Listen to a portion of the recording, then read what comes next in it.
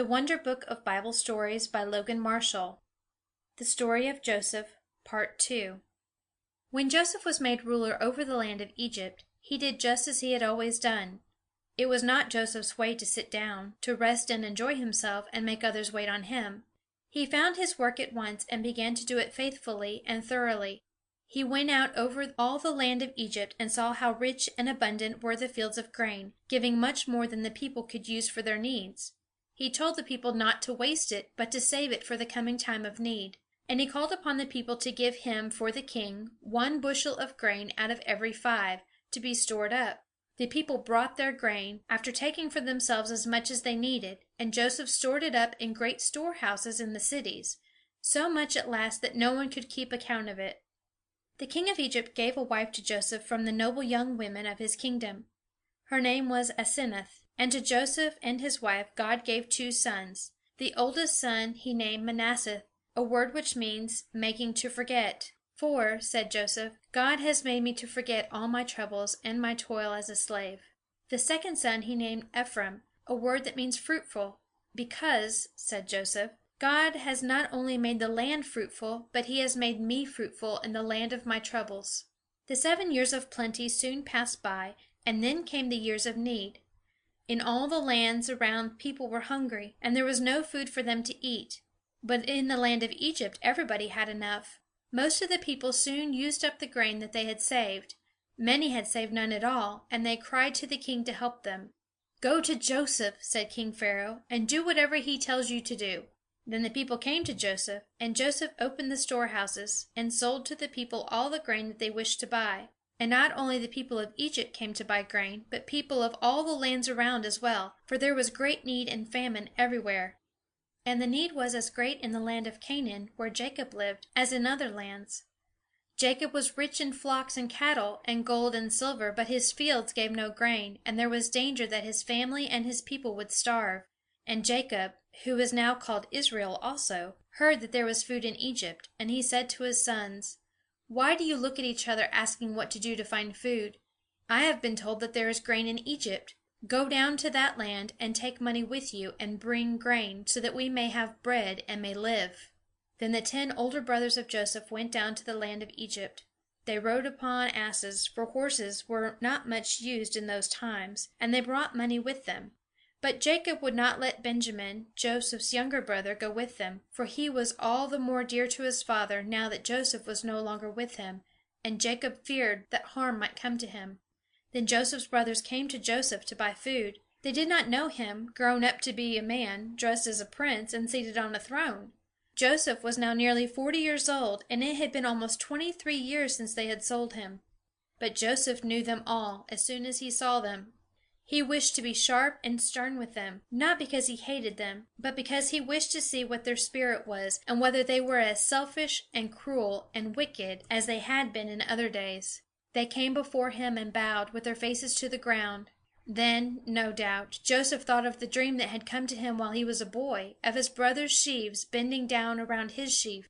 He spoke to them as a stranger, as if he did not understand their language, and he had their words explained to him in the language of Egypt. "Who are you, and from what place do you come?" said Joseph in a harsh, stern manner. They answered him very meekly, "We have come from the land of Canaan to buy food." "No," said Joseph. "I know what you have come for. You have come as spies to see how helpless the land is, so that you can bring an army against us and make war on us." "No, no," said Joseph's 10 brothers. "We are no spies. We are the sons of one man, who lives in the land of Canaan, and we have come for food, because we have none at our home." "You say that you are the sons of one man. Who is your father? Is he living? Have you any more brothers? Tell me all about yourselves."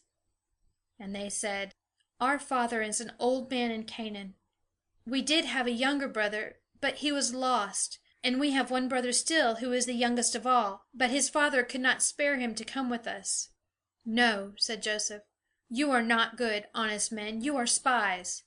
I shall put you all in prison, except one of you, and he shall go and bring that youngest brother of yours. And when I see him, then I will believe that you tell the truth." So Joseph put all 10 men in prison, and kept them under guard for 3 days. Then he sent for them again. They did not know that he could understand their language, and they said to each other, while Joseph heard, but pretended not to hear, "This has come upon us because of the wrong that we did to our brother Joseph more than 20 years ago. We heard him cry and plead with us when we threw him into the pit, and we would not have mercy on him. God is giving us only what we have deserved." And Reuben, who had tried to save Joseph, said, "Did I not tell you not to harm the boy, and you would not listen to me? God is bringing our brother's blood upon us all." When Joseph heard this, his heart was touched, for he saw that his brothers were really sorry for the wrong that they had done to him. He turned away from them so that they could not see his face, and he wept. Then he turned again to them and spoke roughly as before, and said, "This I will do, for I serve God. I will let you all go home except one man. One of you I will shut up in prison, but the rest of you can go home and take food for your people. And you must come back and bring your youngest brother with you, and I shall know then that you have spoken the truth." Then Joseph gave orders, and his servants seized one of his brothers, whose name was Simeon, and bound him in their sight, and took him away to prison. And he ordered his servants to fill up the men's sack with grain, and to put every man's money back into the sack before it was tied up, so that they would find the money as soon as they opened the sack. Then the men loaded their asses with the sacks of grain, and started to go home, leaving their brother Simeon a prisoner. When they stopped on the way to feed their asses, one of the brothers opened his sack, and there he found his money lying on the top of the grain. He called out to his brothers, "See, here is my money given again to me!" And they were frightened, but they did not dare to go back to Egypt and meet the stern ruler of the land. They went home and told their old father all that had happened to them, and how their brother Simeon was in prison, and must stay there until they should return, bringing Benjamin with them. When they opened their sacks of grain, there in the mouth of each sack was the money that they had given, and they were filled with fear. Then they spoke of going again to Egypt and taking Benjamin, but Jacob said to them, "You are taking my sons away from me. Joseph is gone, and Simeon is gone, and now you would take Benjamin away. All these things are against me." Reuben said, "Here are my own 2 boys. You may kill them if you wish, in case I do not bring Benjamin back to you." But Jacob said, "My youngest son shall not go with you. His brother is dead, and he alone is left to me. If harm should come to him, it would bring down my gray hairs with sorrow to the grave." The food which Jacob's sons had brought from Egypt did not last long, for Jacob's family was large. Most of his sons were married and had children of their own, so that the children and grandchildren were 66, besides the servants who waited on them, and the men who cared for Jacob's flocks. So around the tent of Jacob was quite a camp of other tents and an army of people. When the food that had come from Egypt was nearly eaten up, Jacob said to his sons, "Go down to Egypt again and buy some food for us." And Judah, Jacob's son, the man who years before had urged his brothers to sell Joseph to the Ishmaelites, said to his father, "It is of no use for us to go to Egypt unless we take Benjamin with us. The man who rules in that land said to us, 'You shall not see my face unless your youngest brother be with you.'" And Israel said, "Why did you tell the man that you had a brother? You did me great harm when you told him." "Why," said Jacob's sons, "we could not help telling him. The man asked us all about our family. 'Is your father yet living? Have you any more brothers?' And we had to tell him, his questions were so close. How should we know that he would say, 'Bring your brother here for me to see him'?" And Judah said, "Send Benjamin with me, and I will take care of him. I promise you that I will bring him safely home. If he does not come back, let me bear the blame forever. He must go, or we shall die for want of food, and we might have gone down to Egypt and come home again if we had not been kept back." And Jacob said, "If he must go, then he must. But take a present to the man, some of the choicest fruits of the land, some spices and perfumes, and nuts and almonds, and take twice as much money, besides the money that was in your sacks. Perhaps that was a mistake, when the money was given back to you. And take your brother Benjamin, and may the Lord God make the man kind to you, so that he will set Simeon free, and let you bring Benjamin back. But if it is God's will that I lose my children, I cannot help it." So 10 brothers of Joseph went down a second time to Egypt, Benjamin going in place of Simeon. They came to Joseph's office, the place where he sold grain to the people, and they stood before their brother and bowed as before. Joseph saw that Benjamin was with them, and he said to his steward, the man who was over his house, "Make ready a dinner, for all these men shall dine with me today." When Joseph's brothers found that they were taken into Joseph's house, they were filled with fear. They said to each other, "We have been taken here on account of the money in our sacks. They will say that we have stolen it, and then they will sell us all for slaves." But Joseph's steward, the man who was over his house, treated the men kindly, and when they spoke of the money in their sacks, he would not take it again, saying, "Never fear. Your God must have sent you this as a gift. I had your money." The stewards received the men into Joseph's house and washed their feet according to the custom of the land. And at noon Joseph came in to meet them. They brought him the present from their father, and again they bowed before him with their faces to the ground. And Joseph asked them if they were well, and said, "Is your father still living, the old man of whom you spoke? Is he well?" And they said, "Our father is well, and he is living." And again they bowed to Joseph. And Joseph looked at his youngest brother Benjamin, the child of his own mother Rachel, and said, "Is this your youngest brother of whom you spoke to me? God be gracious unto you, my son." And Joseph's heart was so full that he could not keep back the tears. He went in haste to his own room and wept there. Then he washed his face and came out again, and ordered the table to be set for dinner. They set Joseph's table for himself as the ruler, and another table for his Egyptian officers, and another for the 11 men from Canaan. For Joseph had brought Simeon out of the prison, and had given him a place with his brothers. Joseph himself arranged the order of the seats for his brothers, the oldest at the head, and all in order of age down to the youngest. The men wondered at this, and could not see how the ruler of Egypt could know the order of their ages. And Joseph sent dishes from his table to his brothers, and he gave to Benjamin 5 times as much as to the others. Perhaps he wished to see whether they were as jealous of Benjamin as in other days they had been toward him.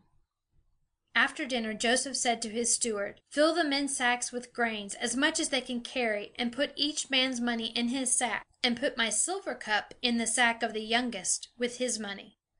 The steward did as Joseph had said, and early in the morning the brothers started to go home. A little while afterward Joseph said to his steward, "Hasten, follow after the men from Canaan, and say, 'Why have you wronged me, after I had treated you kindly? You have stolen my master's silver cup, out of which he drinks.'" The steward followed the men, and overtook them, and charged them with stealing. And they said to him, "Why should you talk to us in this manner? We have stolen nothing. Why, we brought back to you the money that we found in our sacks. And is it likely that we would steal from your lord his silver or gold? You may search us, and if you find your master's cup on any of us, let him die, and the rest of us may be sold as slaves." Then they took down the sacks from the asses, and opened them, and in each man's sack was his money for the second time. And when they came to Benjamin's sack, there was the ruler's silver cup.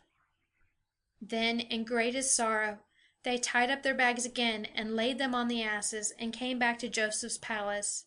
And Joseph said to them, "What wicked thing is this that you have done? Did you not know that I would surely find out your deeds?" Then Judah said, "Oh, my lord, what can we say? God has punished us for our sins, and now we must all be slaves, both we that are older, and the younger in whose sack the cup was found." "No," said Joseph. "Only one of you is guilty, the one who has taken away my cup. I will hold him as a slave, and the rest of you can go home to your father." Joseph wished to see whether his brothers were still selfish, and were willing to let Benjamin suffer if they could escape. Then Judah, the very man who had urged his brothers to sell Joseph as a slave, came forward, and fell at Joseph's feet, and pleaded with him to let Benjamin go. He told again the whole story, how Benjamin was the one whom his father loved the most of all of his children, now that his brother was lost. He said, "I promised to bear the blame, if this boy was not brought home in safety. If he does not go back, it will kill my poor old father, who has seen much trouble. Now, let my youngest brother go home to his father, and I will stay here as a slave in his place." Joseph knew now what he had longed to know, that his brothers were no longer cruel and selfish, but one of them was willing to suffer so that his brother might be spared. And Joseph could no longer keep his secret, for his heart longed after his brothers, and he was ready to weep again, with tears of love and joy. He sent all of his Egyptian servants out of the room, so that he might be alone with his brothers, and then he said, "Come near to me, I wish to speak with you." And they came near, wondering. Then Joseph said, "I am Joseph. Is my father really alive?" How frightened his brothers were, as they heard these words spoken in their own language by the ruler of Egypt, and for the first time knew that this stern man, who had their lives in his hand, was their own brother whom they had wronged. Then Joseph said again, "I am Joseph, your brother, whom you sold into Egypt. But do not feel troubled because of what you did, for God sent me before you to save your lives. There have been already 2 years of need and famine, and there are to be 5 years more, when there shall neither be plowing of the fields nor harvest. It was not you who sent me here, but God, and He sent me here to save your lives. God has made me like a father to Pharaoh, and ruler over all the land of Egypt. Now I wish you to go home, and to bring down to me my father and all his family." Then Joseph placed his arms around Benjamin's neck, and kissed him, and wept upon him. And Benjamin wept on his neck. And Joseph kissed all of his brothers, to show them that he had fully forgiven them. And after that his brothers began to lose their fear of Joseph, and talked with him more freely. Afterward Joseph sent his brothers home with good news, and rich gifts, and abundant food. He sent also wagons, in which Jacob and his sons' wives and their little ones of the family might ride from Canaan down to Egypt. And Joseph's brothers went home happier than they had been for many years. End of chapter 7. Recording by Maggie Travers.